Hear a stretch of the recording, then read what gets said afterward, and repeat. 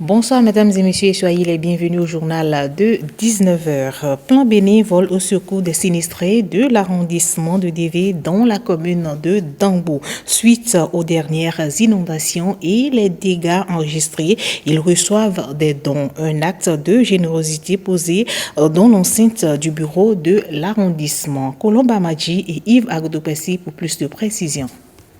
Fidèle à sa vocation de solidarité internationale à l'égard des populations en situation difficile, Plan International Bénin effectue une descente chez les sinistrés de Dévé avec des matériels. Nous avons prévu 12 dispositifs de lave-mains accompagnés de 40 flacons de savon liquide, 400 boîtes de craie blanche, 200 boîtes de craie de couleur, des manuels scolaires, des cahiers d'activités de mathématiques et de français, de tous les cours. Pour les familles, nous avons prévu des moustiquaires imprégnés à longue durée d'action de 3 places pour 74 familles et 50 cartons d'aquatab et 10 plaquettes en complément. Plan International Bénin a dans sa stratégie pays fait l'option d'accompagner, d'appuyer les communautés, même en situation d'urgence. Et c'est pourquoi cet après-midi, nous sommes venus apporter notre modeste contribution. C'est juste une petite contribution aux côtés des autres structures et aux côtés de l'État à cette population-là qui est en difficulté. Moi, mon plus grand souhait, c'est que très tôt, ces familles rejoignent leur village. Une démarche salutaire selon les autorités préfectorales, communales et les bénéficiaires directs. Je sais très bien que le gouvernement interviendra, qu'il agira. Je sais aussi que nos amis que vous êtes, vous serez encore à nos côtés pour dire à mes parents de Torbiclin, à mes parents de Diacotomé, à mes parents donc de Lalo, qui ne sont pas eux aussi seuls. Merci d'être là. Merci pour tout. Vos actions nous vont droit au cœur et nous vous promettons d'en faire bon usage. Avant la remise de dons, une formation des membres de la plateforme départementale de réduction des risques et catastrophes du Koufo a eu lieu dans l'enceinte de la préfecture d'Aplaoué. Lancement officiel de la 7e édition de la foire économique régionale du Borgou. Autorités politico-administratives ont donné le top de la foire ce samedi à Niki. C'est à la faveur des manifestations de la Gani. L'événement est initié par l'ADECOB, entendez Association pour le développement des communes du Borgou, avec l'appui financier de la coopération suisse. On fait le point avec Sylvain Savy.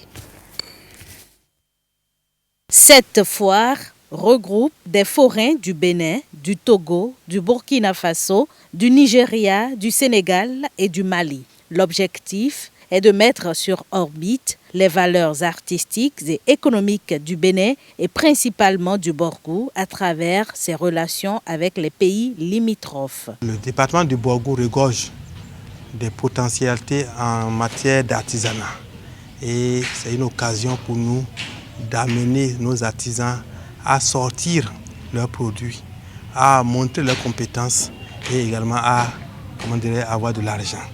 Et l'autre chose également, c'est de permettre à nos artisans de se comparer, d'échanger avec les artisans venus des autres pays pour pouvoir mieux faire l'année prochaine. Le ministre a dit de faire que vous invitez les pays limitrophes, parce que l'Afrique doit être soudée, unie, élargir nos horizons pour savoir que c'est nous-mêmes qui allons bâtir notre économie, c'est nous-mêmes qui allons bâtir notre développement. Et c'est justement ce que les forains ont compris. Ils ont exposé une variété d'articles et n'attendent que les acheteurs. On a exposé des tacos pour les presses Bariba et il y a aussi les produits pharmacopées. On souhaite c'est-à-dire que la population sorte plus et que les autorités aussi nous aident.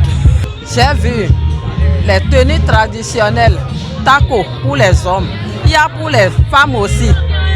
Bon, je vois des objets aussi traditionnels et les artisans aussi ont amené les objets influents qui peuvent être, par exemple, les ornements. Il y a tout qu'on ne peut même pas citer. Il y a de trop. Les populations sont invitées à visiter massivement les stands de la foire de la Gani afin de contribuer à la promotion et à l'émergence des artisans locaux. Débuter bien l'année 2020 et avoir 10 ans de bonheur, c'est l'objectif de ce séminaire spirituel initié par Maître Rabitane.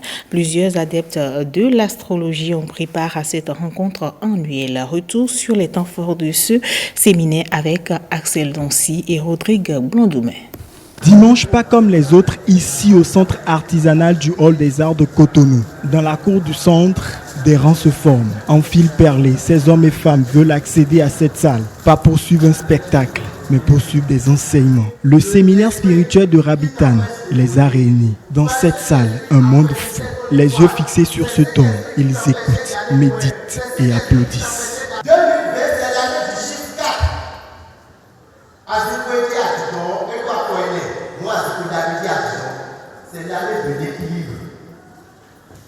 C'est l'année de l'équilibre 2020.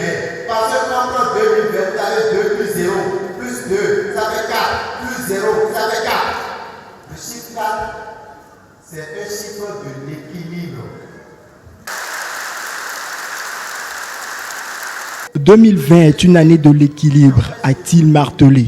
Mais cette rencontre spirituelle est marquée par 2 temps. L'un, consacré au rituel de déblocage où ses participants, celle en main, prient intensément.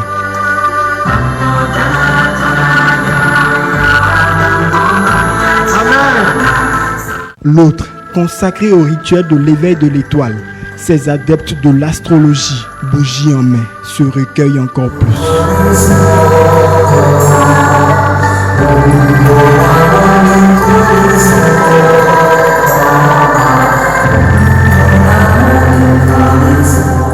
Des prévisions, des prédications ont été faites au cours de ce séminaire. L'astrologue rappelle ici le but de cette réunion spirituelle. La rencontre d'aujourd'hui, c'est un séminaire de fin d'année, un séminaire pour s'aguerrir, pour entrer dans la nouvelle année et profiter des bienfaits de la nouvelle année qui s'annonce et également se préparer pour avoir 10 ans de bonheur. Donc vous aurez compris que c'est le thème qui était le thème principal de ce séminaire de fin d'année et plein de gens sont venus pour assister à ce séminaire pour bénéficier des bienfaits de la planète Pluton. Parce que quand nous parlons de la planète Pluton, vous devez savoir que c'est la planète qui vous permet d'avoir la facilité financière. Et je suis très content d'être là quand même et je voudrais aussi inviter les uns et les autres à participer à ces genres de séminaires, toujours pour la connaissance de soi-même et aussi pour nourrir son âme, c'est important. Moi je rentre satisfait surtout. Et je pense que tout ce qui a été développé aujourd'hui aura quand même un effet vraiment positif sur notre vie. Pendant 4 heures d'horloge, ils ont été aguerris sur les semences à récolter l'an prochain. Le séminaire Rabitane 2020 est une promesse de mobilisation. À présent, le dernier sujet de ce journal, le marathon international Saint-François de Sales de Parakou se tiendra le 8 février 2020. L'annonce a été faite par les Oblats en la faveur d'une conférence de presse. Tous les acteurs intervenants dans ce cadre y étaient présents. 2 grandes innovations sont introduites pour l'organisation de cette 13e édition, suivant le compte-rendu de Canel Capo et de Chamzine Baguiré. Les Oblats de Saint-François de Sales annoncent déjà les couleurs de la 13e édition du marathon salésien de Parakou. Il aura lieu le samedi 8 février 2020. Comme il est de coutume, ce marathon va se courir autour du thème « L'amour murmure toujours, même quand les amoureux n'ont rien de secret à se dire ». Le thème « L'amour murmure toujours, même quand les amoureux n'ont rien de secret à se dire » nous vient du chapitre 1er du livre 6 du traité de l'amour de Dieu écrit par saint François de Sales. L'amour qui murmure nous rapproche. Et c'est une condition pour travailler ensemble. Dans le monde du sport, on réussit si et seulement si on se met en équipe.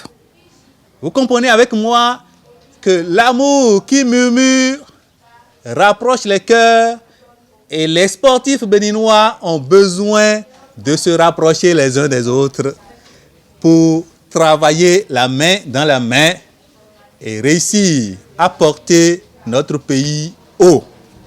L'invitation de cette 13e édition du Marathon salésien, c'est simplement œuvrer chacun là où on est au rapprochement des cœurs.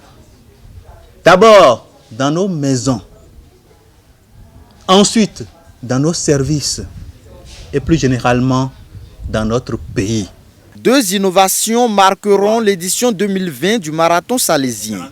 La première touche le parcours, la seconde, le nombre d'épreuves. L'édition 2020 du Marathon salésien de Parakou se fera essentiellement dans la ville de Parakou, à l'exception des 42 km qui partiront de Koubou et non plus de Tchatchou. Et donc les 42 km partiront de Koubou jusqu'à Baka, où ils rejoindront le centre sportif et spirituel que les Oblats de Saint-François-de-Sales sont en train de construire pour la jeunesse béninoise et africaine. À propos des épreuves, nous aurons 4 épreuves cette année. Il y a les 3 traditionnels que nous connaissons, mais l'innovation de cette année, ce sera les 5 km. Les 5 km partiront du marché Tchakitiban. C'est le marché du Tchoukoutou, le marché de la bière locale. Les acteurs sanitaires conseillent les athlètes d'affûter leurs armes dès maintenant, avant le jour J, pour s'éviter des surprises désagréables. Et en attendant, ce sera tout pour cette édition. Merci à vous de nous avoir suivis. Retrouvez tout à l'heure Ariane Da Silva pour la grande édition du journal de 20h.